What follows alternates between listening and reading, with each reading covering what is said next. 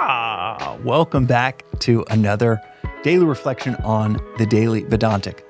We're in the midst of this 20-part series on the major and minor themes of the Bhagavad Gita, the world's most famous poem. And today's reflection is on the major theme within the Gita, on the immortality of the soul. You are not your body. You are not your mind. You are not your intellect.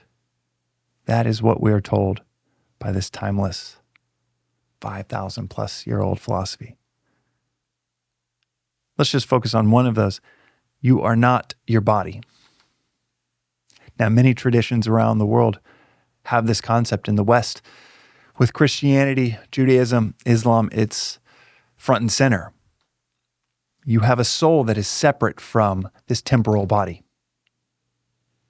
But even though it's front and center in that worldview, it's still so hard, near impossible for us to believe.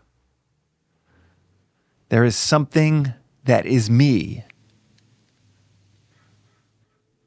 besides this me. Here is an example. Let's take your hand.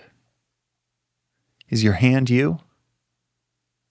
Well, in some ways you can identify with it. Someone throws something at your hand, you pull it away because you identify with it. You would feel that pain if it hit it hard enough. But if I chop off my hand, I'm still me, right?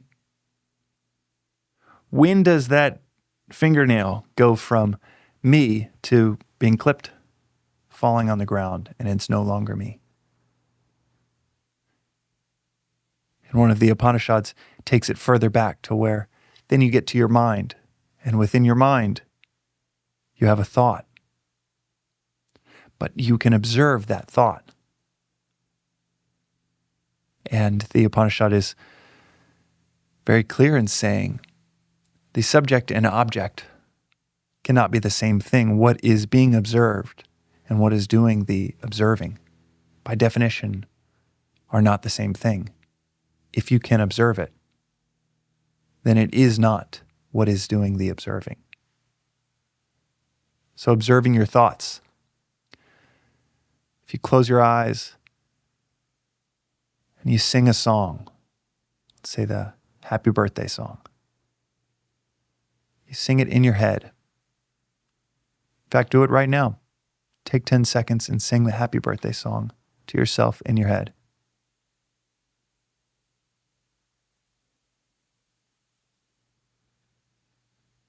Who is doing the listening to that song?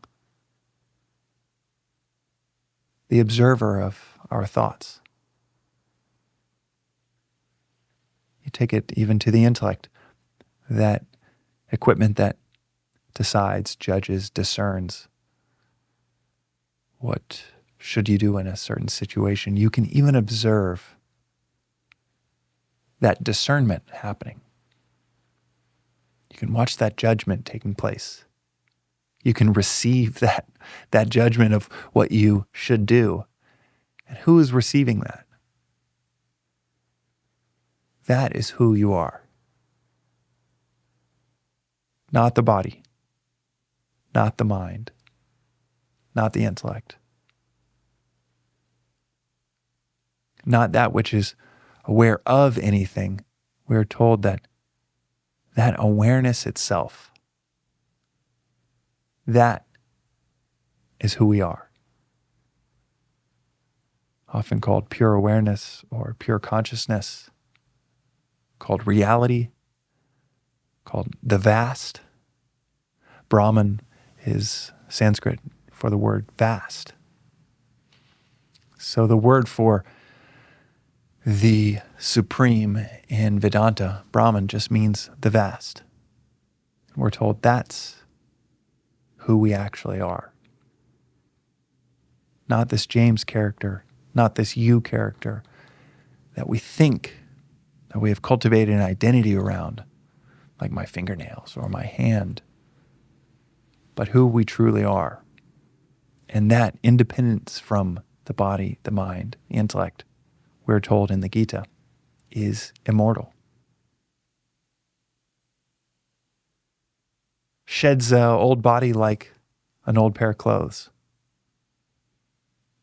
And Krishna tells Arjuna that he's so struck with grief of what could happen in this great battle. And Krishna is so succinct in his clarity and wisdom. And our charioteer says, "You have been grieving for those that need not be grieved. The wise grieve neither for the living or the dead.